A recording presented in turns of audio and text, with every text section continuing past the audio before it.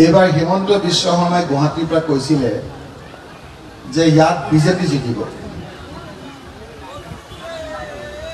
কিন্তু দেখা গ'ল যে ইয়াৰ ৰাইজে কংগ্ৰেছক বিজয়ী কৰিলে। মই বিলাসীপাৰাৰ পৰা হিমন্ত বিশ্ব শৰ্মাৰ উল্টা গণনা আৰম্ভ কৰিব বিচাৰিছোঁ। তেওঁ যে অহাবাৰ চৰকাৰ কৰিব নোৱাৰে, এবছৰৰ পিছত যে মুখ্যমন্ত্ৰী হিমন্ত বিশ্ব শৰ্মা যে ভাঙা যাব, সেইটো সেই আজিৰ সভাখনে আজি প্ৰমাণ কৰিছে। কাৰণ তেওঁ যি চৰকাৰ কৰিম বুলি বিলাসীপাৰা সমষ্টিটো ডিলিমিটেশ্যন কৰি অংক কৰিছিল, তেওঁৰ অংকত জংকপংক হৈ গৈছে। কাৰণ আজি বিজেপিৰ পৰা আহি মানুহ কংগ্ৰেছত অংশগ্ৰহণ কৰিছে। তেওঁ নিজে ইমান মগজু ঘটিয়াই বিলাসীপাৰাত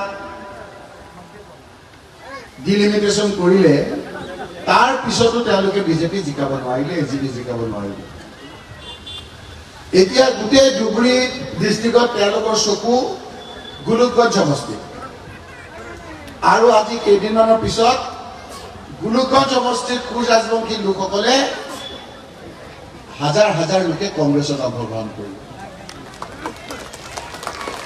আজি মই আপোনালোকৰ কাৰণে এখন মিটিং হৈছিলে ৰেল লাইনৰ সহজত বুজিবৰ কাৰণে শিলিগুড়িত। তাৰ পৰা আহি থাকোঁতে গোলোকগঞ্জৰ ওচৰত মোক কিছু মহিলাই ৰখালে, ৰখাই পেলাই এখন কাগজ দিছে। কাগজ দি কৈছে যে আমি বিজেপিৰ সমৰ্থক,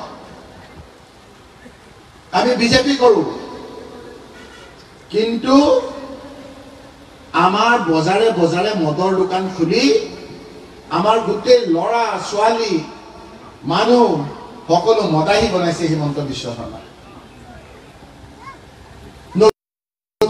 ধুবুৰীৰ মানুহবিলাক তিতা, নাকটো কোচ খুৱাই দিয়ে। হিমন্ত বিশ্ব শৰ্মা মাননীয় মুখ্যমন্ত্ৰী ডাঙৰীয়া, ধুবুৰীৰ মানুহবিলাক তিতা, ধুবুৰীৰ চিণ্ডিকেটৰ পইচাবিলাক মিঠা। চিণ্ডিকেটৰ পইচা গোলোকগঞ্জৰ এখন কি সোণাৰ কি সোণাৰ সাংবাদিকে কৈছে, মোৰ নামটো ভুল হৈ যায় কাৰণে,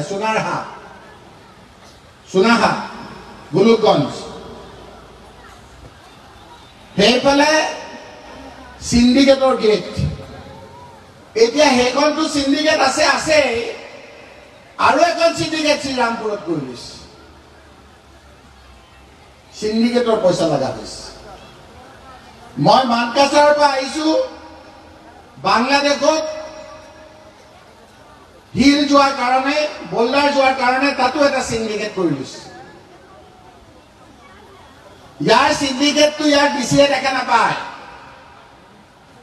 ইয়াৰ চিণ্ডিকেটটো ইয়াৰ এছপিয়ে দেখা নাপায়, কিন্তু ইয়াৰ ইটাৰ ভাটাৰ মানুহকেইটাৰ পৰা পইচাটো ল'বলৈ এবাৰ মূল পুলিচ অফিচাৰে